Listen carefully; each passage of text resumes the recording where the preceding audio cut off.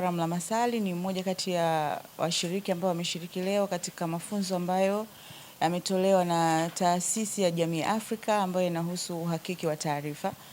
Niwashukuru sana kwa kutupa mafunzo mazuri kwa sababu sasa hivi kuna uendeleaji wa teknolojia sana.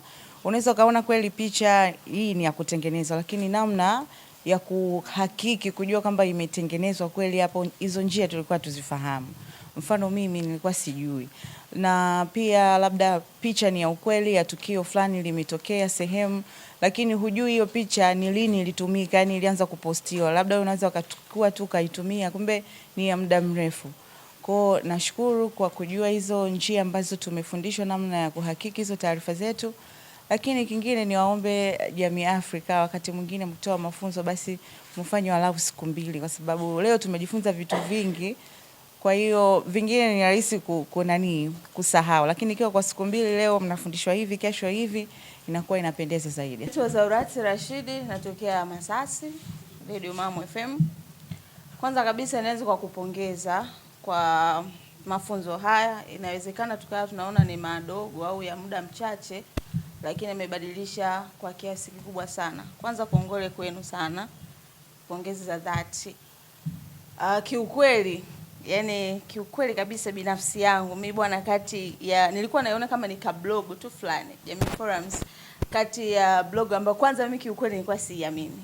Yaani niseme tu ukweli leo hii, nilikuwa siamini kabisa. Yaani hata nikiona taarifa zake narudi kwanza nyuma sasa kuichukua hii kuitoa hapana. Nilikuwa na wasiwasi kidogo, lakini ni kutokana na elimu nilikuwa sina. Lakini leo hii imeonyesha kwamba mimi nishakuwa tayari ni balozi mzuri kwa kuweza kuizungumzia kumbe ni kitu cha namna gani. Hata ninapotoka hapa maana yake naweza namna ya kuendeleza. Labda kwenye kutoa ushauri.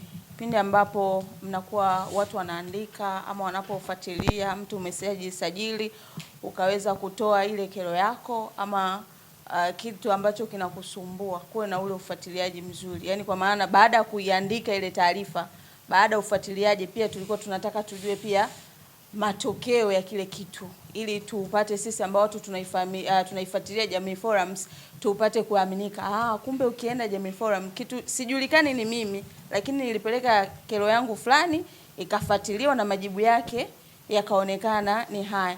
Itakuwa better zaidi. Hiyo kwanza itaongeza credit ya Jamii Forums yenyewe, watu wakaendelea kuiamini, lakini pia watu wakaendelea kuona kwamba hii ni jukwaa la sisi kupeleka changamoto zetu na zikapatiwa ufumbuzi. Lakini ikiishia kwamba watu wanapeleka changamoto lakini at the end of the day hakuna suluhisho lolote, hakuna majibu yoyote, maana yake bado hamjawa na lengo halisi hasa ambalo lilikuwepo. Naitwa Abdulaziz Mohamed Nangwalanya, ni mwandishi wa habari lakini pia ni CEO wa Prime TV. Kwa ujumla napenda kuwashukuru Jamii Afrika kupitia platform hii ya Jamii Forum ambayo tumepata mafunzo kwa ujumla kuhusiana na namna ya kuweza kuzitambua zile habari ambazo ni sio za kweli au fake. Kama tunavyofahamu ya kwamba sasa hivi tuna ile improvement ama ukuaji wa teknolojia kwa kiasi kikubwa. Tumeshuhudia dunia kwa ujumla ikitumia akili unde ama AI katika kufanya kazi mbalimbali. Sasa wapo ambao wanatumia hizi AI ama akili unde kwa tofauti na vile ambavyo inatarajiwa. Tunatarajia kwamba AI itakwenda kurahisisha kazi nyingi na kufanya kazi kwa ufanisi, lakini wengine wanatumia hizo AI vibaya, ambapo inapelekea kuwe na ongezeko kubwa la taarifa ambazo sio sahihi na taarifa ambazo sio rasmi. Kwa hiyo kwa mafunzo ya leo tumejifunza namna gani unaweza kutambua sasa kwamba hii taarifa ni sahihi ama sio sahihi. Lakini pia kutilia mashaka kwa taarifa ambayo unaona kabisa kwamba ina mkanganyiko fulani na kuifuatilia kwa undani uweze kufahamu ya kwamba hii taarifa ina uhalisia kiasi gani. Kwa hiyo kwa ujumla napenda kupongeza na kuwashukuru kwa hiyo. Edward China ni afisa program kutokea Jamii Afrika. Mafunzo haya ya uhakiki na uthibitishaji wa taarifa ni muhimu kwa sababu ili wananchi wafanye maamuzi yaliyo sahihi wanahitaji taarifa zilizo sahihi.